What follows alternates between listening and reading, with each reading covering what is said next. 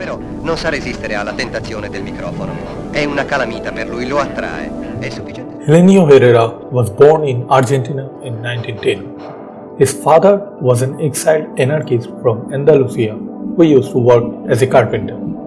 In 1920, his family left for Casablanca for a better life, and that is where he learned the game with other kids of various ethnicity and started his professional career at Racing Casablanca as a fullback. Then, after being spotted by scouts, he moved to France and played there for the rest of his career. He himself once admitted that, as a player, he was a very sad thing. Finally, in 1945, he gave up his playing career and took the managerial role at Putoak, his last club.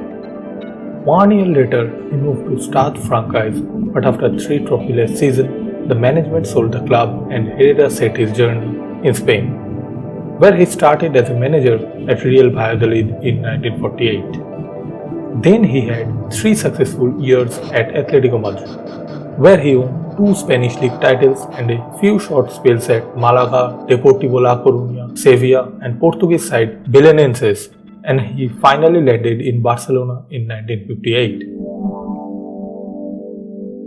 At a time when the Catalan club was in a serious turmoil, Barcelona had won the league in 1953, but the arrival of Alfredo Di Stefano had changed the scenario completely.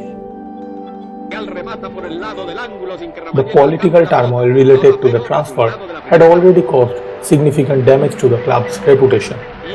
Adding insult to that injury came Real Madrid's formidable run of form between 1955 to 1960. With Di Stefano, Real Madrid's attacking lineup consisting Paco Gento, Ferenc Puskas and Ramon Koba eventually won the European Cup for 5 consecutive years. So Herrera had multiple tasks, not just to implement his ideas, but he had to find a way out from the inferiority and emotional fragility that had grasped the club. He had to install a winning mentality among his players. So he introduced his rigorous and army-esque training regime. The players had to train 3 times a day. Before the start of every match, he used to throw balls at them in a hurdle, and they had to say, "We will win this together," in unison. The effect was immediate. Barcelona won the 1958-1959 season of the Spanish League with 51 points, scoring 96 goals and conceding only 26. They won the Copa del Rey too and qualified for the European Cup. But in the meantime, Herrera's relationship with team starman Laszlo Kubala was constantly deteriorating because of Hungarians' alcoholism and bad lifestyle. The leader of Barcelona's Hungarian trio and the main man behind club's success in that decade, cult of Kubalismo, was so popular that Barcelona had to shift to the Camp Nou to accommodate huge crowds who came to enjoy Kubala's game. But being a teetotaler and a henchman of discipline himself, Herrera didn't like that. Some people say he was jealous of Kubala's stardom in the team. Things went so worse that after Kubala had turned up drunk in the training, Herrera dropped him for the next match and then for a significant part of the season. Things got heated in the penultimate months when Barca lost 6-3 to Real Madrid on aggregate in the European Cup semi-final, while Kubala didn't start. Some supporters in the famous La Rambla street started a rumpus with Herrera, and he eventually took shelter in a hotel where Real Madrid was staying. The Barca board members had enough, so Herrera was sacked a few days later. Barca later won the league, but they had to wait for another 14 years for the next one. The exit from Barca made Herrera the most sought-after manager in the world football at that time. And after many negotiations, he finally joined Inter Milan with a reported salary of £35,000 per year. Inter Milan at that time was owned by Angelo Moratti, a billionaire who made vast fortunes trading oil and gas. Under Moratti's ownership, Inter had won the Scudetto in 1953, but after that started the long-lasting failure. Impatient Moratti spent millions and changed 12 coaches in 5 years until he decided to appoint the man who had tasted success in Spain. Herrera had almost a similar task at the capital, installing the winning mentality in a fragile squad, and to do so, he had to crush every single individualistic aspect. He started it by leaving star forward Antonio Angelillo out of the team. In his first meeting with his players, he explained to them about nutrition, a healthy lifestyle, and what his training methods are gonna be. He then covered every wall of the facility with motivational quotes like, "He who plays for himself plays for the opposition, he who plays for the team plays for himself," and forming a group of fans who were later known as the Ultras. More so, his famous hurdle before the match was also introduced. Once before a match against Roma, a member of his squad said in the media that they came to play instead of to win, and he was suspended. Another thing he implemented was the retiro. Players and staff had to live inside the headquarters in a piano gentile before the day of every match. Only reason for that was once in a clinic, Herrera saw a book about mysticism that contains spiritual exercises from 16th century and the concept evolved from that. Despite all these efforts, success didn't come soon enough as Inter finished third and second in Herrera's first 2 seasons in charge, forcing the already disappointed Moratti to invite Edmondo Fabri to a piano gentile to take the charge.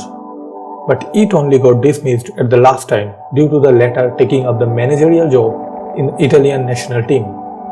Moratti had no choice but to trust Herrera for one more year, but only on one condition.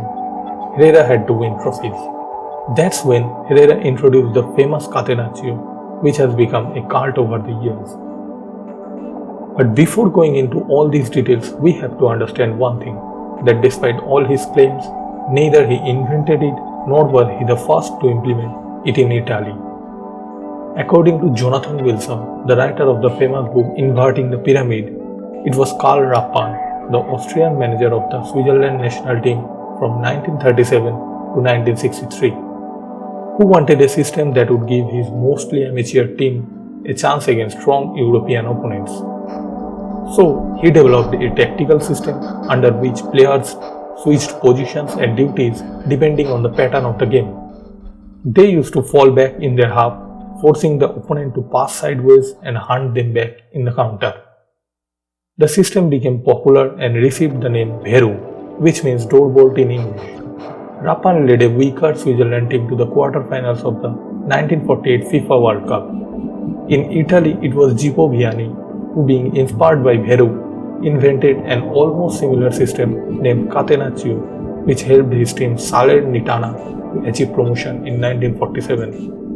Even Adolfo Foni, under whom Inter had won their last Scudetto in 1953, adopted an almost similar system with legendary Ivan Blason playing as libero.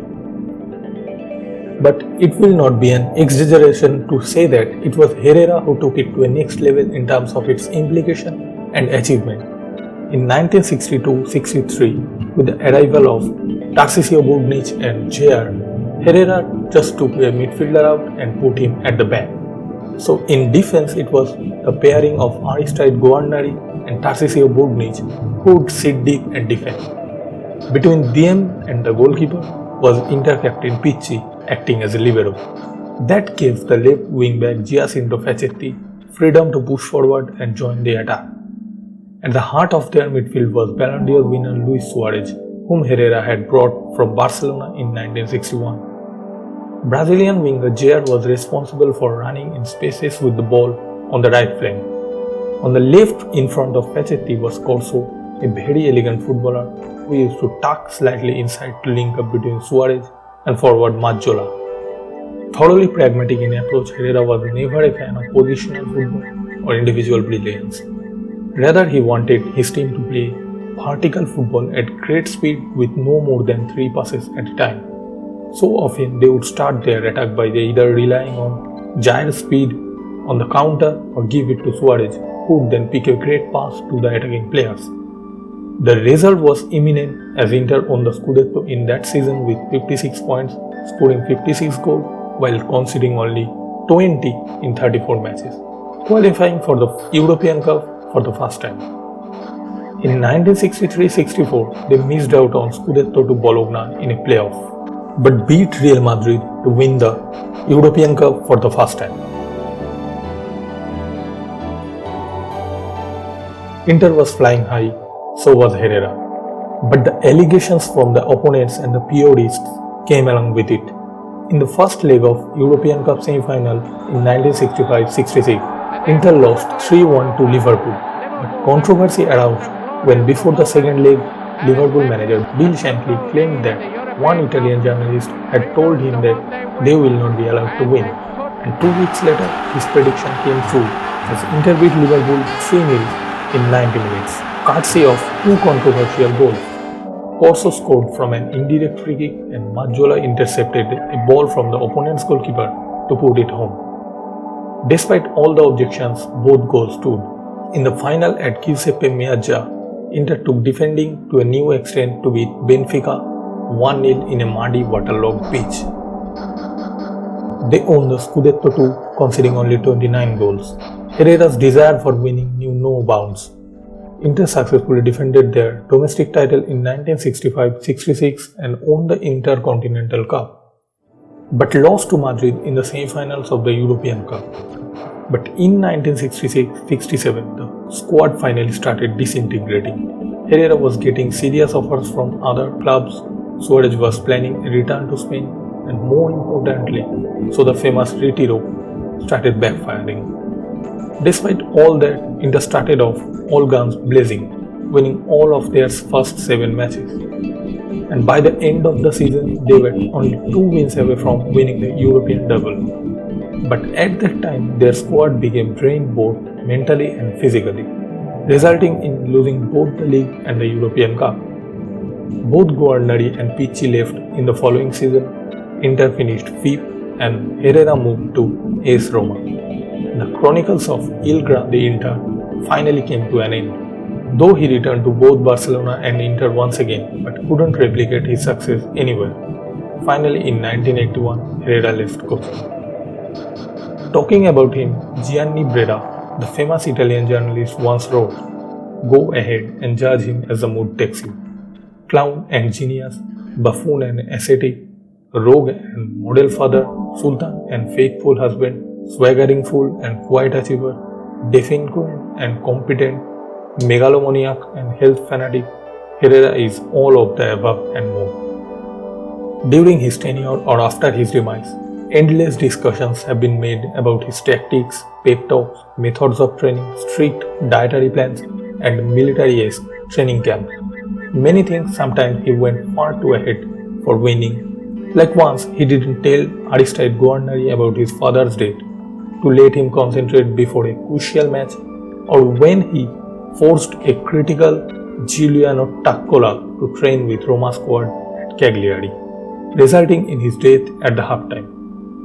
During his entire tenure in Inter, allegations of match fixing, sorcery, and doping went to such extent that nicknames like El Mago or Il Cafe Herrera became famous among journalists.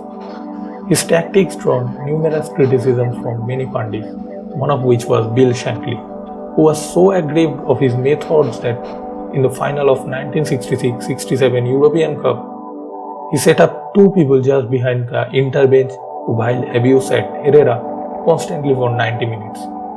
Herrera, though like his usual self, never took them seriously. The problem is that most of the ones who copied me wrongly. Catenaccio, like any other system, had its flaws too, but it was Herrera who, with his outstanding managerial traits, took it as the methods of weaker and made it the way of the champions, earning himself a golden spot as a pioneer of it in the history of football.